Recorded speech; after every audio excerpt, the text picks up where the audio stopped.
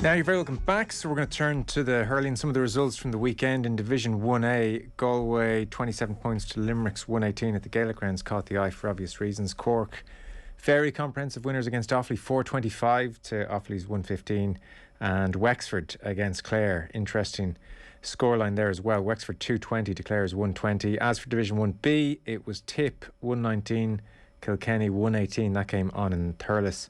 Waterford put 731 on Laois to their 19 points at Walsh Park, and Dublin having a very good 2022 thus far, 219 to Antrim's 215. Very happy to say we're joined by 8-time All-Ireland winner with Kilkenny and a former Laois manager as well, of course, Eddie Brennan. Hey Eddie, how you doing? Good evening, Joe. How's the form? Yeah, great. So big picture, first of all, are you noticing any great different attitude to the league across the board from any teams in particular, or all teams? Yeah, I suppose Saturday night there was a marked intensity, which is probably above and beyond what you normally get in the league.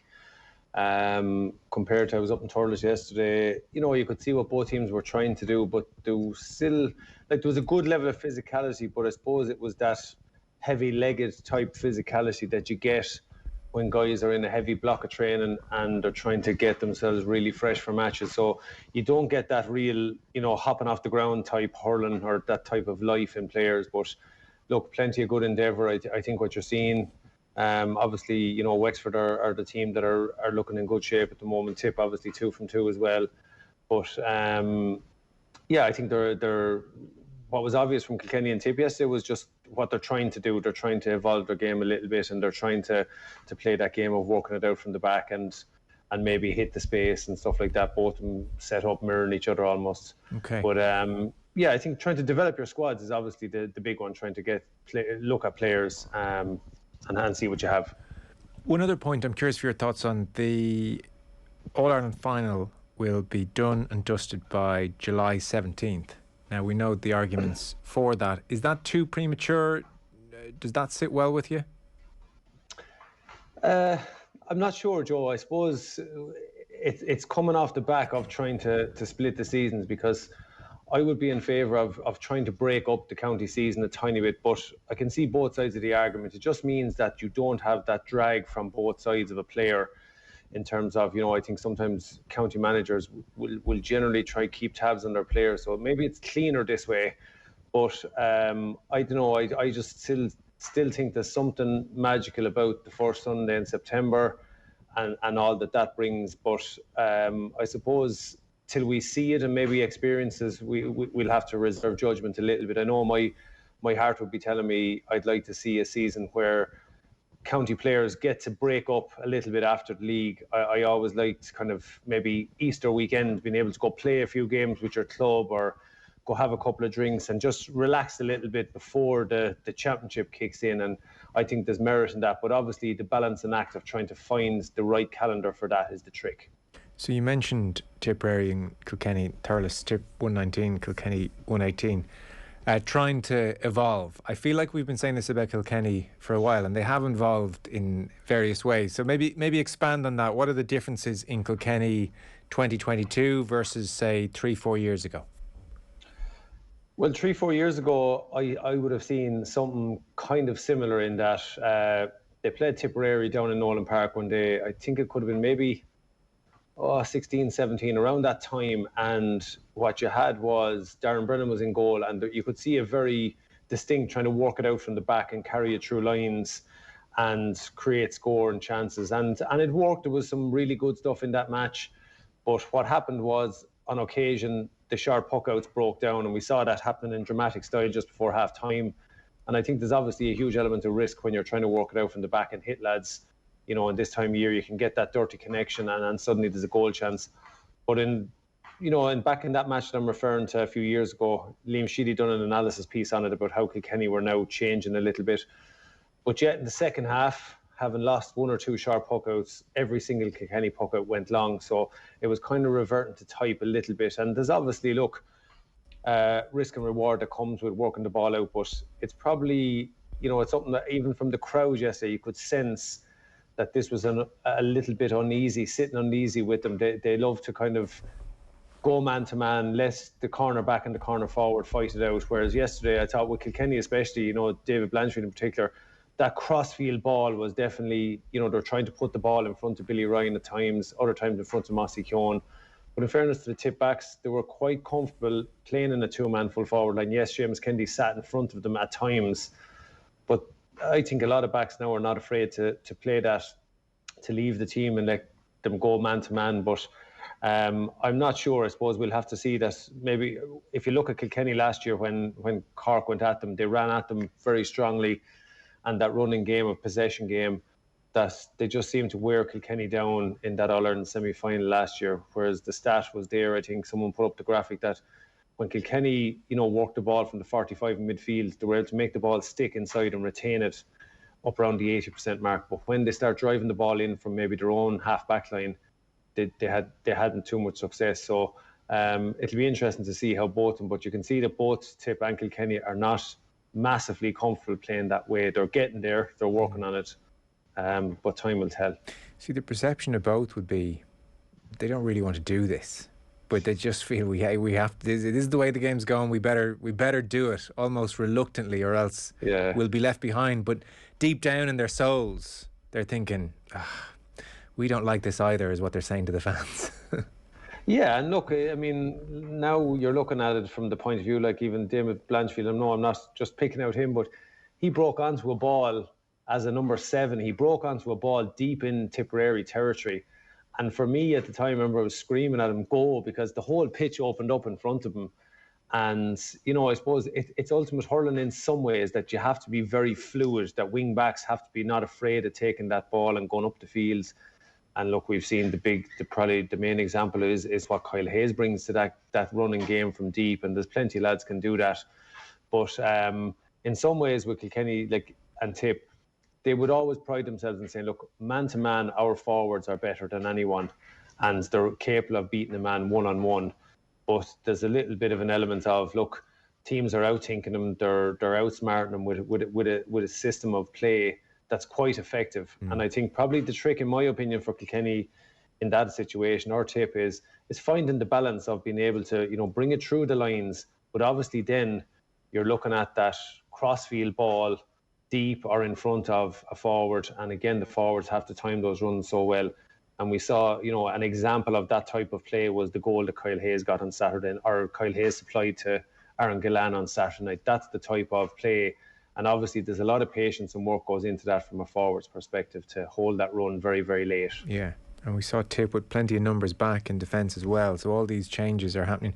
Who do you suspect within the Kilkenny coaching ticket is really driving the change? Obviously nothing happens without Brian Cody's say-so, but who's coaching it Tuesday and Thursday?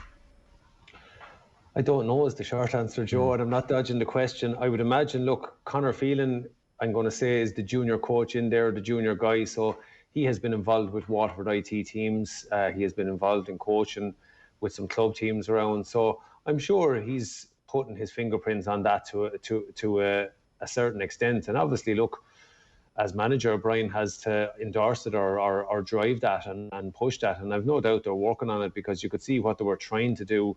You had Blanchfield and Mikey Carey on the wings. Brazel was floating a little bit onto the wings as well. And they were always looking for that crossfield ball, and obviously in some situations then shooting from distance. Do you see anything in Kilkenny this year to suggest they're going to go past this ceiling that they've been hitting for the last number of years? It's hard to know, Joe. As I said about the change, you know, they have at occasions in league matches, they've definitely, you know, they've shown that they're capable of bringing the ball out. I suppose in my opinion, I suppose what you're looking at is that when you're hitting your cornerbacks with ball, or you're hitting guys now, it's not enough for just cornerbacks to just straight away break out to the corners and offer themselves as an option for Owen Murphy. I think equally there has to be a systematic movement among your wing back. So if, for example, if your 4 is going getting that ball, he's obviously trying to get that in as much space as possible and then have space to go into. And an example I used, you know, a few years ago, we played Wexford in the league up in O'Moore Park one night, and we tried to isolate a cornerback and say, look, we'll let him take the ball. Paddy Foley was playing outside him the same night, and what Paddy done, as soon as I think it was Joe O'Connor received that ball. He was gone flying across the pitch. So it left our, wing forward with the question, do I go with Paddy Foley, or do I let him, double up or higher up the field, or do I stay here and block Joe O'Connor? So it's obviously the secondary movement is how you make that successful. And then you have to work on guys drifting out of position, because we often talk in football terms of opening the door for another player. So that takes a lot of work. That takes a lot of walking through to actually get, two forwards maybe to drift, knowing that they're not receiving the ball and that it's going to go in over the top for the guy that's inside. So what is it? It's an old school thing of understanding each other's play, little private conversations between players, and then obviously the coaching team putting their stamp on that. It's interesting reading even Eamon Sweeney, for instance, in the Irish Independent this afternoon. I mean, it's the perfect weekend to draw the comparison between Cody and Henry Shefflin, whose stock is suddenly very high. What's the sense in Kilkenny, do you suspect, or what's your own sense of, Eamon Sweeney drew the parallel with Mickey Hart and Tyrone, and sometimes you have to make that very difficult emotional change, and he's making the argument that, well, look at Shefflin, obviously a great manager, very much up with the modern game. Have Kilkenny missed the boat here? Time will tell, really, I suppose, is the honest answer on that, Joe. I think, you'd say he's up there now. It's a great opportunity for him to put his stamp on things. He has done it with his own club there for a while. He was with Thomastown last year. So now, he's gone for that bigger challenge, and he's probably going to get a nice bit of freedom to go do that and really, say, this is the way I want my team to set up and to see how it works. I think there's also a significant thing, and I think Henry wouldn't be one to jump too excitedly in the air and say, look, he has it cracked already. I think there's a long way to go, but it was a good result. It was a real workman-like performance. And to come back to your question, you can see why that's being said, and you can look at it and say Kilkenny are now potentially going into a seventh season without, with they still have won two of the last two Leinsters. So in some ways, I think that kind of that scenario is really going to be examined a lot more when we hit championship, and Kilkenny have to go to Salt Hill in the championship, and the result that day obviously will probably escalate that discussion. And then it's maybe a question for the powers that be that are in the Kilkenny County Board or further afield, how they approach that and how they deal with it. But I suppose for me at this point in time, you're saying, look, Brian Cody is the manager in situ, and he has definitely earned the right to decide when he has enough. But I suppose I understand the debate that's probably arising with that point. Cody has plenty in his arsenal of arguments, I think, as well, and the last manager to beat Limerick as well being one of those arguments. On the Galway-Limerick game, Galway 27 points, Limerick 118. Limerick obviously down to 14 men. Sending off at Roach Hegarty prompting debate on different fronts. Dónal Óg was on RTE and he was talking about Limerick discipline generally, saying it's not great. Mentioned Flanagan getting sent off against Waterford last year. Golan and Flanagan should have got sent off in the Munster final. Casey sent off. Hegarty tonight.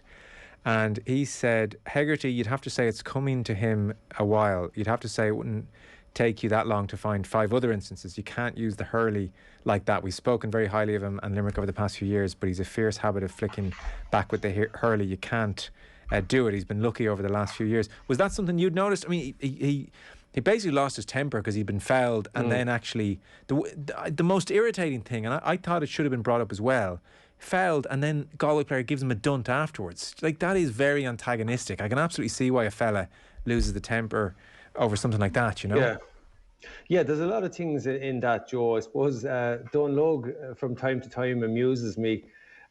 He probably lived a slightly sheltered existence when he was inside in the goal. He had a fearsome half dozen lads in front of him, and I have the utmost respect for him, but I can tell you there were no daws either when it came to the odd little use of the spare hand or the odd flick of the hurl, and I mean that in the best sense. Look, Dónal Óg might romanticise and dream of this poetic, beautiful, ancient game, but the realities of winning championships, as he well knows, it's a little bit more than that. And we'd love a pure game, divide of fouls and all that stuff, and see the artistic side of things. But I don't think we're going to get that anytime soon. All the teams are consumed with is winning championships. But on the point, I think it's we sometimes just look at it and say, yeah, look, it's part of the game, and that Garrod Hegarty has to take a dunt there like that unnecessarily. So I think that's where obviously the refs have the ability to just go, no, do you know what? You had your free and you were messing, so that's a hot ball straight away. And if you want to deal with Garrod's thing in isolation, you'd say, look, take off jerseys, take off characters. The strike itself, it's not even hugely bad. Like, you think I've often seen a lot worse belts, but you just say from Garrod's point of view, he's not going to be in denial about that. He's going to say, look, I gave the opportunity. Yeah, it's high, it's a strike into the face guard, and that's it. And he can have no arguments. But I suppose, with it, we have to be mindful. Obviously, as analysts and pundits, you have a duty to examine these incidents. But I suppose what we don't want to create here is a kind of a subconscious bias that, Garrod Hegarty is suddenly a dirty player, and that people are going, oh yeah, I heard the lads the other night, and suddenly you get refereed a little bit different, and we have to be mindful of that. But equally, I think it's a very quick fix for Limerick in terms of John Kiley in a private conversation. He wants Garrod playing the way he's capable of destroying teams, and he just has to temper that. He has to be very, very careful with that. That is, if we want to look at it from a very black and white point of view, it could injure somebody, but it's obviously it's something that Limerick are going to have to. I don't think they're a dirty team, to be honest with you. I like the way they play aggressive, but when you're champions, right, you're going to get targeted a little bit more. Teams will be given a fraction more scope to get in your face and to tackle you a little bit harder. Whether it's right or wrong, you always want that something is refereed on its merits. But as champions, you have to now just adjust ever so slightly each year. Maybe you're not as hungry in the tackle that the opposition are, so we have to find that extra edge somewhere. And if that means, we tidy up our discipline a percent, that's all it is. It's that easy fix, Yeah. Eddie, great stuff. We'll talk to you again soon, hopefully. Thanks a million.